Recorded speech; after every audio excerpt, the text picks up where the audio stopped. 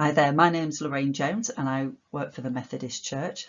I also happen to be part of the Eco Task Force for the York Circuit, and the group is there to help encourage and coordinate efforts to go towards Eco Church status and Eco Circuit status as well. And we're there to encourage and support people and individuals, congregations and communities in doing that. So Eco Church has 5 different areas that you can look into and go and work towards. We're just going to concentrate right now on the lifestyle option.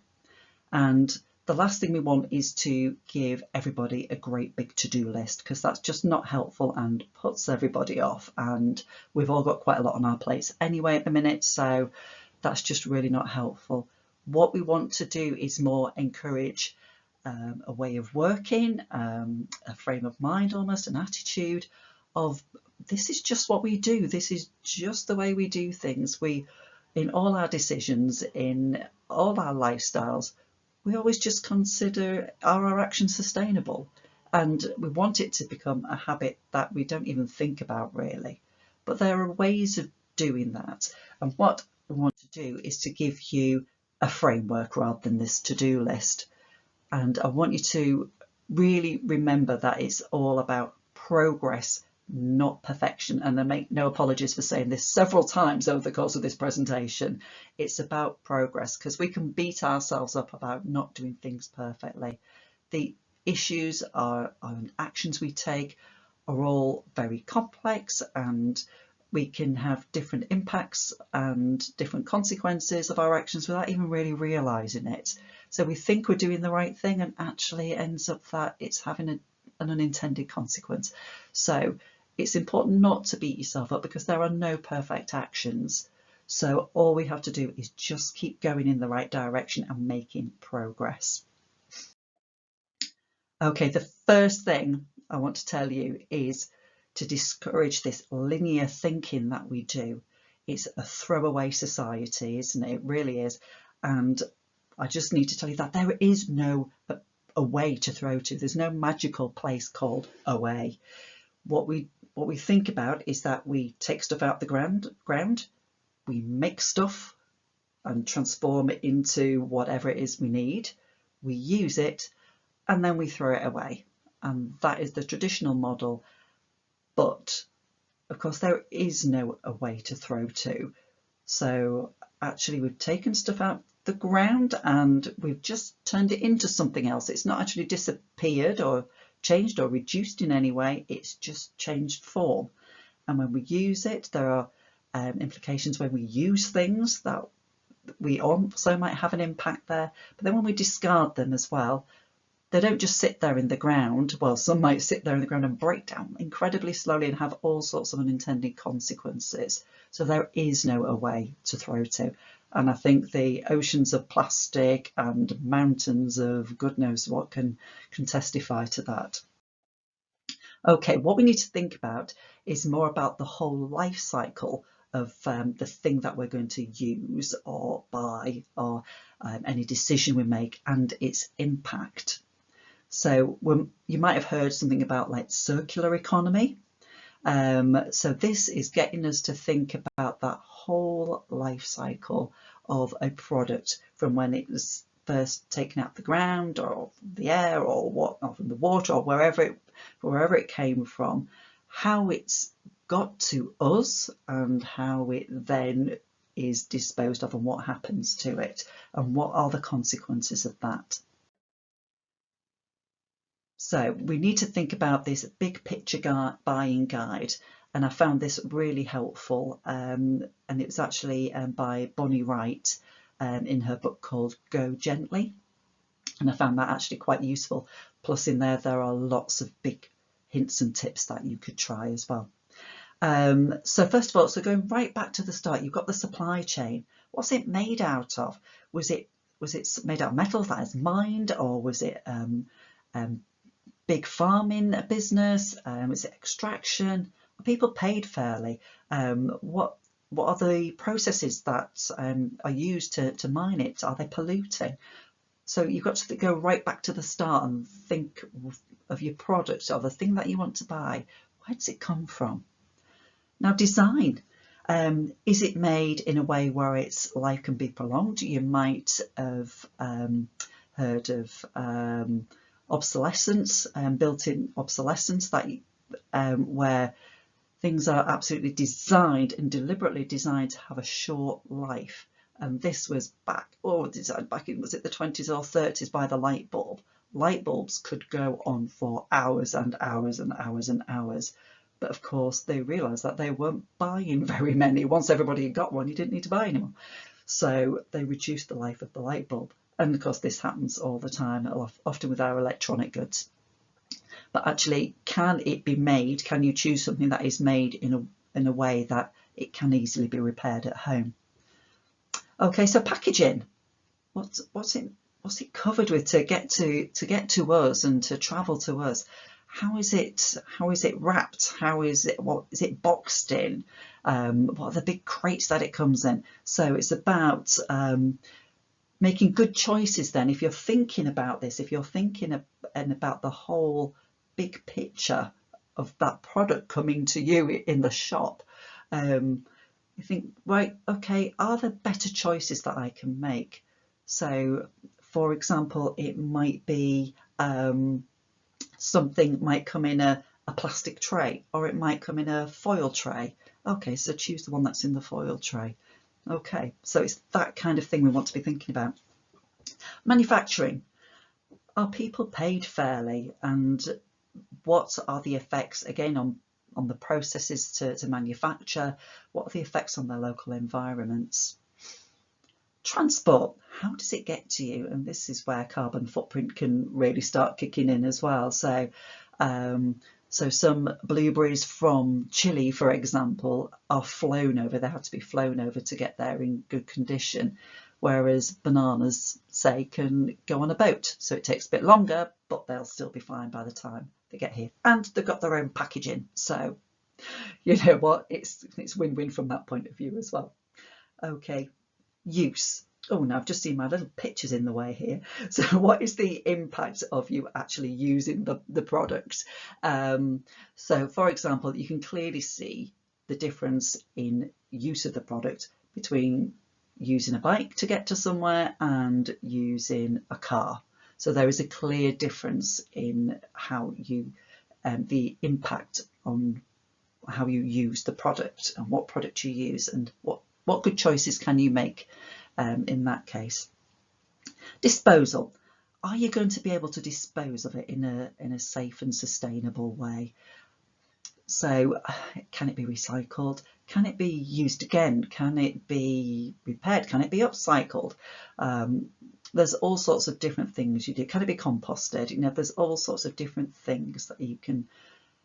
This can just help you to think about any choices you make or any decisions you make. It just kind of gives you that background information, and hopefully when you come to make any decisions, you can think, well, actually that one's better than that one because that one's come all the way from South America, or that one came from Europe.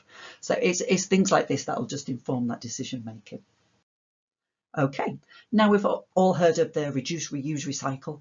Now often what happens is that everybody jumps to recycling, and there's a big emphasis given to recycling, and yep, that's often great and it makes sure things don't end up in landfill, but there's other things that we can do, because often if people think, oh, it's recyclable, they may buy it when actually they need to go a few steps further back and think, right, first of all, you can see here the big green stripe there is reduce.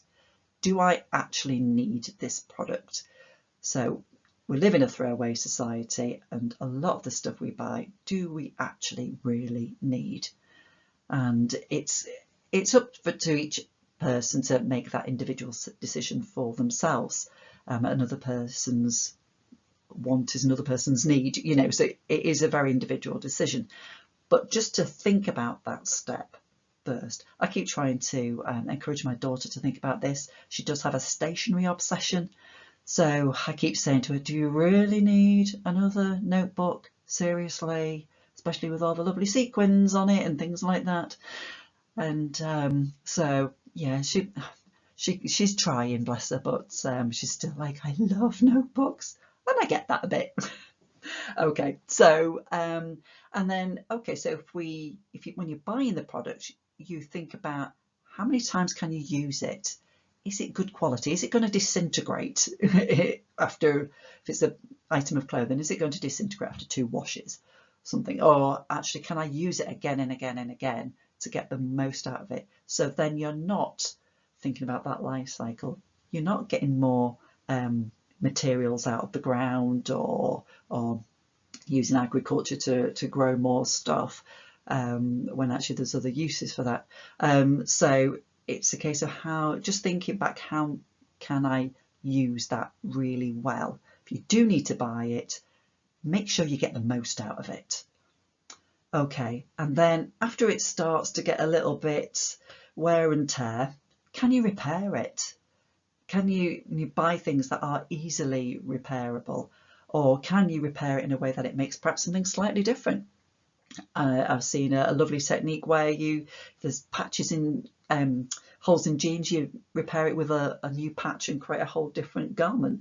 So there's all sorts of different things you can do, and often falls between reuse and repair, I guess, is upcycling or downcycling.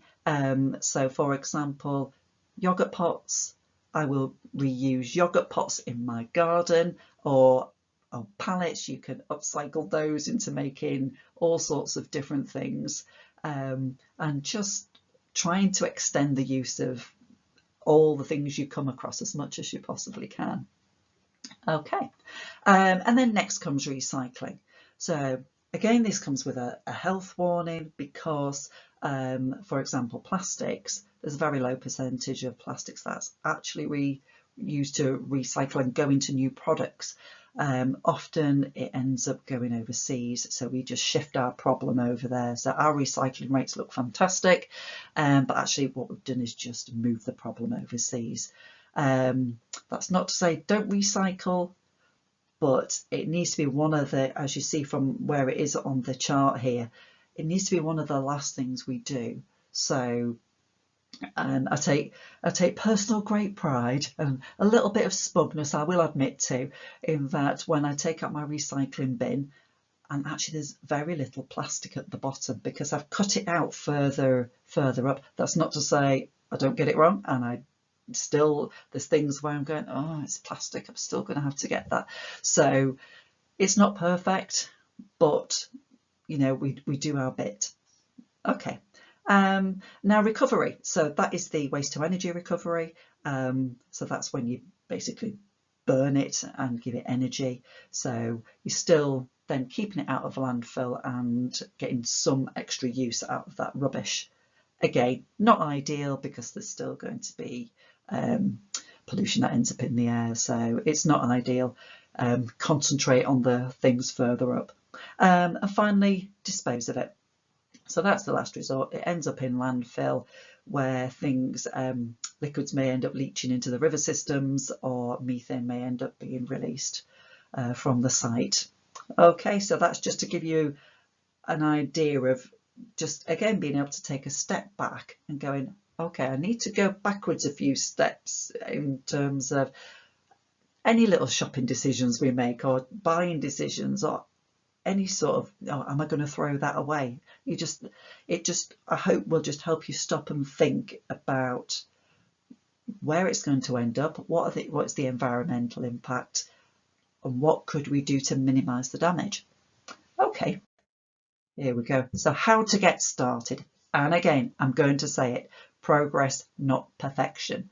I mentioned about me being smug in the my recycling, but it's by no means perfect, and it took me about a year to get to that point. So and a year of digging away at little things. So it takes time, and it's all just steps in the right direction. So different ways to get started. So here's some top tips, and again, what you have to do is do what works for you. every situation is different, every family situation is different, every individual or church situation is different. So do what works for you and what makes most sense, what's going to have the biggest impact. So you know what, just bear that in mind before you start thinking, oh, I've got loads to do. Just take it a step at a time. So here's some ways to get started. Maybe choose 3 things, maybe easy things to start with. So for example, what about the tea bags? Tea bags often come with a plastic coating, small plastic particles in the tea bags. Can you switch your brand to make sure it's not got plastic in? An easy switch, and then you're like, oh great, done. So pick some things that are just really easy to get you going and encourage you. Okay, so if feeling brave, delve through your bin. What is the biggest culprit? What are you throwing away a lot? And is there a way you can pick on that particular product and see if you can find alternatives? So what's your biggest interest or passion? So for me, I'm a gardener. I love gardening. I'm a lockdown gardener, so I'm a recent convert. But to cut down food miles, I've grown a few of my own things. So I've got blueberry bush now, and I've been growing beans, cucumbers, potatoes, all sorts of things, and it's incredibly satisfying. But that's not everybody's bag, so that's fine. If you don't fancy doing that, don't do that. Choose something else. So go with what really excites you, and it's going to, maybe even, dare I say it, be a bit of fun to do. Okay, sometimes you might want to just pick a room. So you might want to go, right, I'm going to focus on the bathroom. I know one of the other members of the Eco Task Force, they've picked a room, they went for the bathroom and went, right, okay, let's just see what I can do. Let's look at toothpaste, let's look at shampoo, let's look at whatever. So they just went through the bathroom, and that was helpful for them. And it took them about a month to do it, and some successes, some not. So, you know, it's all just about trying a few things. So you might want to pick a theme. There are different areas of your lifestyle that you can focus on. So, you know, I've talked about growing my own, and again, that's because I love that.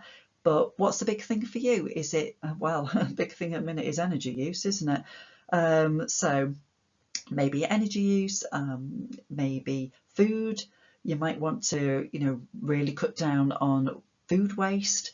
Because I just get so twitchy when I end up throwing things in the bin. I think we've not used that and it's just now rotted. So, you know, trying to see if you can find ways to cut down food use. So it might be travel for you, clothing. You might look at fast fashion, whatever it is you want to look at particularly. And another way of doing it is a lifestyle audit. So I know various churches are on the Eco Church path. They send out a questionnaire to their congregation every year, perhaps, or every so often, just to get everybody thinking about it in the congregation. And that might be really helpful. And it might also be helpful to give you a few pointers. There does seem to be a great big list, and you think, oh, it's a great big to-do list. So it has to come with the health warning, like, don't beat yourself up if you're only doing 1 or 2 of these things. That's fine. The idea is that you'll do one year, and then you do another one the year after, and you've done a few more things, and the year after that you've done a few more. So it gets you on the journey. Progress, not perfection. That's the deal. Okay, so I'm hopefully going to be getting a lifestyle audit out as well, and that'll be available on the circuit website. So that's one to get you started. But again, you can tweak it to do whatever you want to ask, whatever questions. And the idea is it's designed there to reduce your carbon footprint. Okay.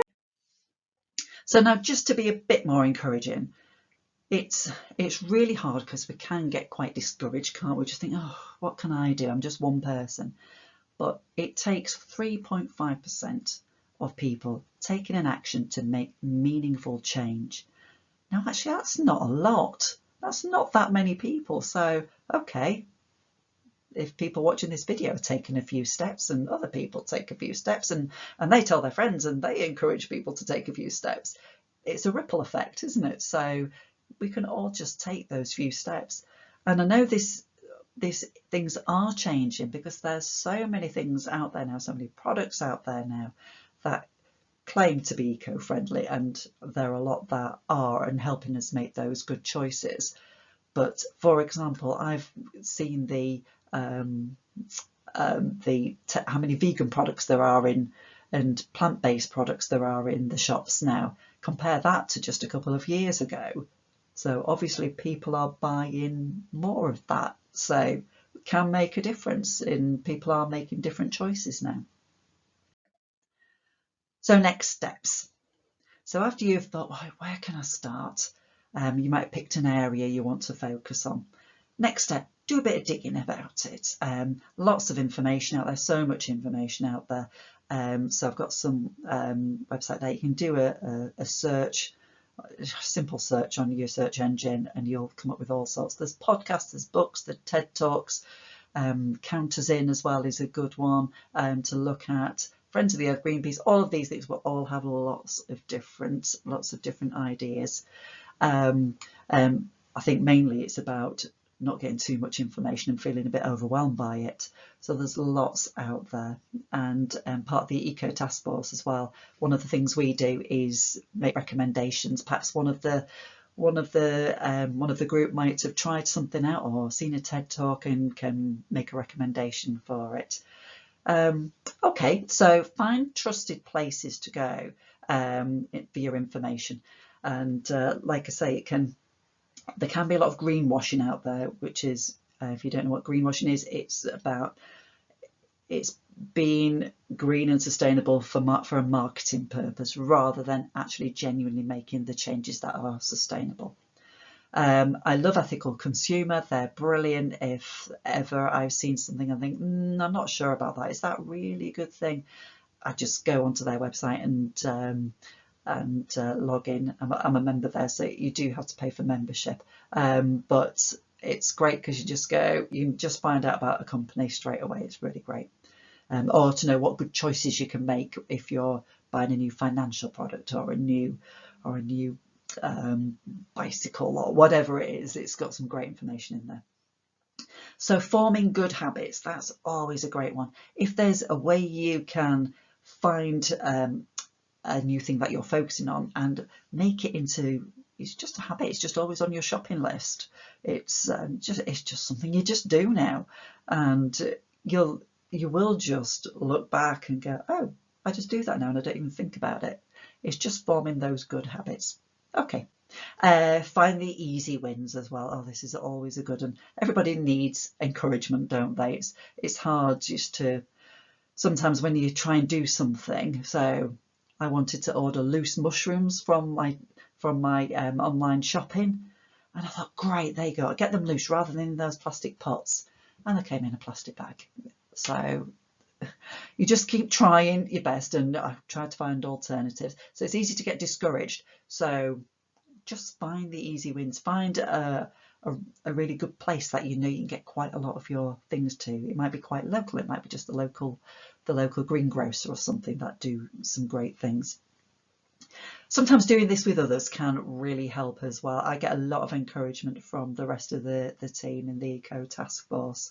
It just helps you keep going or fire up new ideas, and I call them the hive mind. So if somebody wants to know something, I might not know it, but somebody else will, or they'll know where to look, or what, and it's great. And we all just encourage each other. It might be they've tried something, and oh, okay, I'm going to try that as well. So it's a great encouragement as well. So I would say to you, by all means, come and join the Eco Task Force and sign up to the mailing list. But if you can get together with someone else or find a bit of a buddy, or there's a few of you in church that can get together and do something, that will help you make progress. So where are the sticking points? There are some things that we can just go, oh, that's not worked, has it? And just learn from them. So for me, perhaps I'm a children's worker, and I'd love to be able to use public transport or go on my bike or whatever, but I've usually got a boot full of stuff, of costumes or craft products or whatever going into the car, so I can't really go on the bus with those. So I'm like, oh, okay, I can't do that, so I'll have to maybe work a little bit harder on another area, because you have to make it work for your situation. But knowing your own sticking points is really good and really helpful. So it might be some things for you that I'm not compromising on that. I need to have that particular product, and that might be for an extremely good reason. It might be, you're allergic to a certain cream, so you can't use that. So you've got to use the one that's slightly less environmentally friendly. It's about taking in the whole picture. But if you're just aware of the issues, you'll make as good a decision as you can. Okay, so know when to compromise. This is linked to the previous point. There'll be times when you just can't always do it because there are other things going on in your family or in your work situation or in your church that you just go, I'm not going to be able to do that. Now then, linking to the bigger picture, I find doing these little actions make me feel connected to the global issues and feel like I'm doing that little bit to help with that big issue there, or I'm being very careful about where I buy my clothes from so I don't get caught into the fashion cycle. But not everybody's going to be able to do that for all sorts of reasons. So, but I find it really helps me link and feel that I can actually do something, and that, because it's easy to feel, like I've said, it's easy to feel overwhelmed and like you're not going to make a difference. But actually, it helps you think big picture and that you can make a difference, and that you doing that little thing and somebody else doing that little thing as well is going to just really just make that big difference.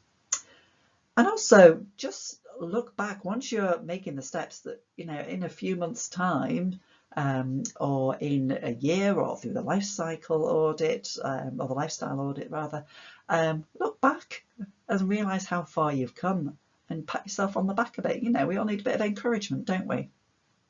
So that's important, to just keep going and don't be discouraged, because there will be times when you think, oh, I thought I was doing the right thing by buying that thing. Turns out, no, it's not. I needed to.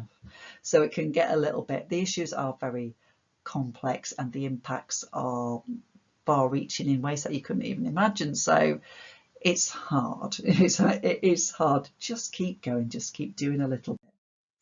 And like I said, it's worth saying again, progress, not perfection. Just keep moving forward. And I want to say good luck and just have fun with this as well, it's sometimes it'd be quite fun just finding different products and going, oh, okay, I can do that then. Actually, I'll save myself some money as well. Excellent. And if you're doing it with other people as well, it's even more fun. Okay, so I just want to say thank you for listening. And here's my email address if you wanted to sign up for the Eco Task Force mailing list. It's based in the York area, but you don't have to be. But so if anybody from further afield wants to just sign up to get some top tips or links to videos or anything like that, you are more than welcome. And yeah, so if you've got any queries, just bob me a line, or feedback, it's also good as well.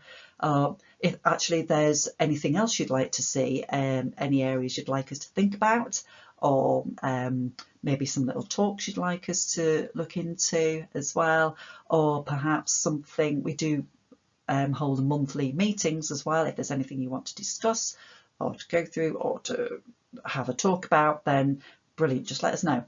Okay, thank you for your time and good luck. Take care.